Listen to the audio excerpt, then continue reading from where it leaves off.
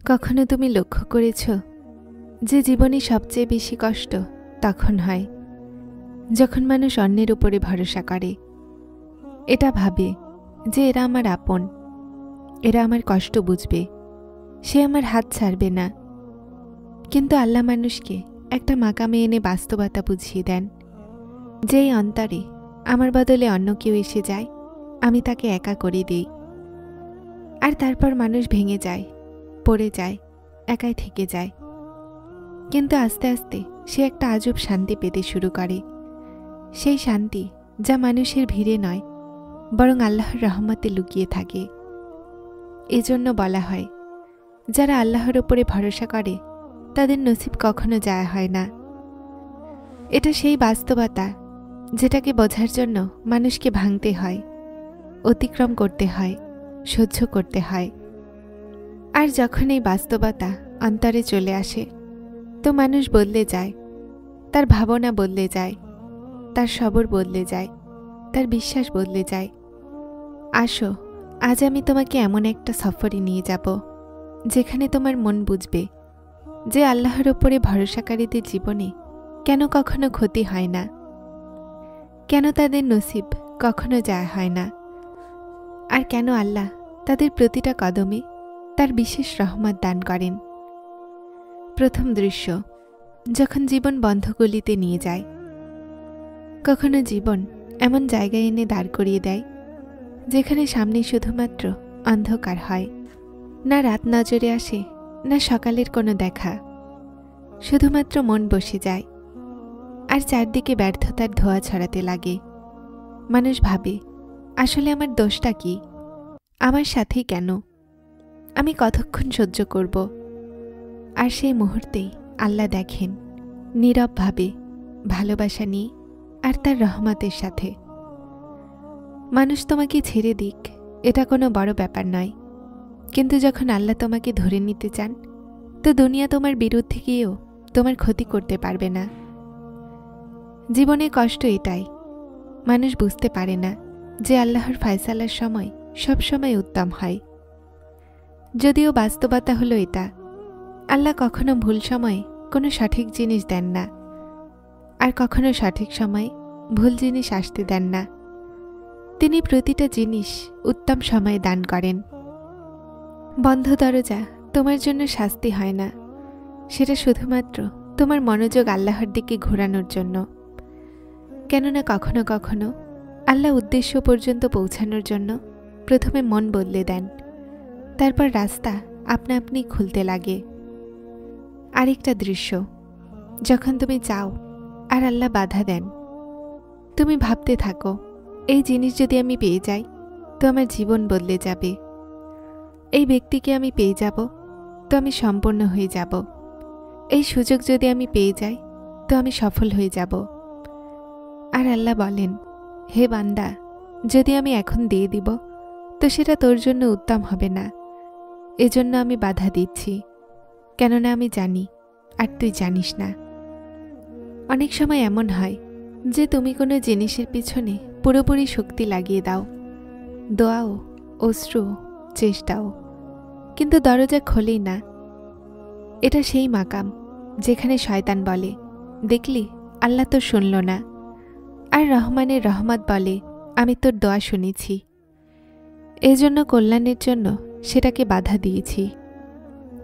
মনে রাখো, যে আল্লাহর ওপরে ভরসা করে সেই মাকামে গিয়ে ভেঙে বসে থাকে না।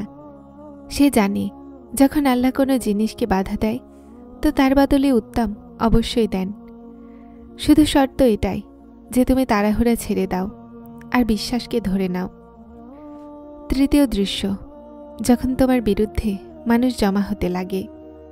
তারপর একটা সময় এমনও আসে যখন মনে হয় পুরো দুনিয়া তোমার বিরুদ্ধে চলে গেছে, যেমন সবাই তোমাকে নিচু করতে লেগে গেছে, শত্রু বেড়ে গেছে, বন্ধু কমে যায়, আর তুমি অবাক হয়ে দাঁড়িয়ে জিজ্ঞাসা করো, ইয়া আল্লাহ, এইসব আমার সাথেই কেন? কিন্তু যারা আল্লাহর উপরে ভরসা রাখে তারা এই রহস্য খুব জলদি বুঝে নেয়। কখনো আল্লাহ পরীক্ষার মাধ্যমে শত্রুদেরকে প্রকাশ করে দেন, যেন তুমি জানতে পারো তোমার আশ্রয় শুধুমাত্র তোমার রব, তুমি এটাও দেখতে পাও যে তোমার সফলতায় কারো অংশগ্রহণ ছিল না, শুধু তোমার রবের। কেননা শেষমেশ মানুষের ষড়যন্ত্র আল্লাহর পক্ষ থেকে তোমার জন্য একটা পরীক্ষা হয়, আর পরে সফলতার মাধ্যম হয়ে যায়।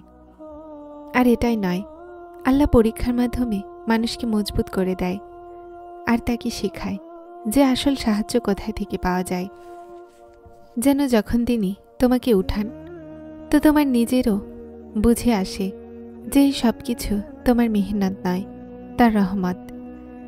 কোনো শত্রু তোমার রিজিক বন্ধ করতে পারবে না, কোনো ব্যক্তি তোমার সম্মান কেড়ে নিতে পারবে না, দুনিয়া তোমার তাকদির বদলাতে পারবে না যতক্ষণ আল্লাহ না চান।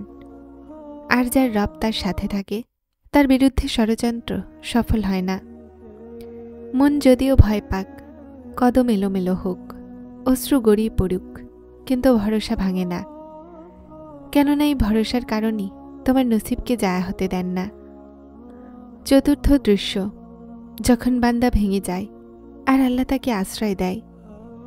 পরিস্থিতির থাপ্পড় এমন হয় যে মানুষ ভিতর থেকে ভেঙে যায়, মন ভেঙে যায়, ভরসা হেরে যায়, বিশ্বাস দুর্বল হয়ে যায়।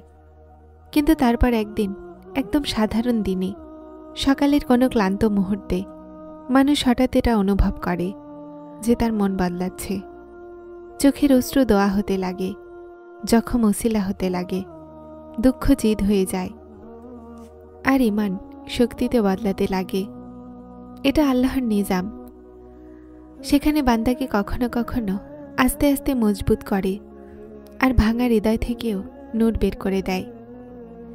যে মানুষেরা আল্লাহর ওপরে ভরসা করে তারা এই রহস্য বুঝে নেয় যে দুর্বল হওয়া গুনাহ নয়, গুনাহ হলো এটা যে দুর্বল হয়ে আল্লাহর থেকে দূর হয়ে যায়। যে আল্লাহর দিকে ফিরে আসে সে কখনো দুর্বল থাকে না, কেননা আল্লাহ বলেন, আল্লাহ নিকটে থাকেন সেই অন্তরসমূহের যারা ভেঙে গিয়ে তার দিকে ফিরে আসে। আর যার সাথে আল্লাহ থাকেন তার নসিব জায়া হয় না। আল্লাহ বলেন, সবর করো আমার বান্দা, আমি তোর জন্য তৈরি করেছি সেটা যা তুই কল্পনাও করিসনি। আর যখন আল্লাহর সময় আসে, তো তোমার জীবন এমনভাবে বদলে যায় যেমন অন্ধকার রাত হঠাৎ সূর্যের আলোতে আলোকিত হয়ে গেছে। যে কাজ তোমার অসম্ভব লাগত সেটা সহজ হয়ে যায়। যে মানুষেরা তোমাকে ছেড়ে গিয়েছিল তারা নিজেরাই অবাক হয় যে তুমি কিভাবে সামলে উঠলে।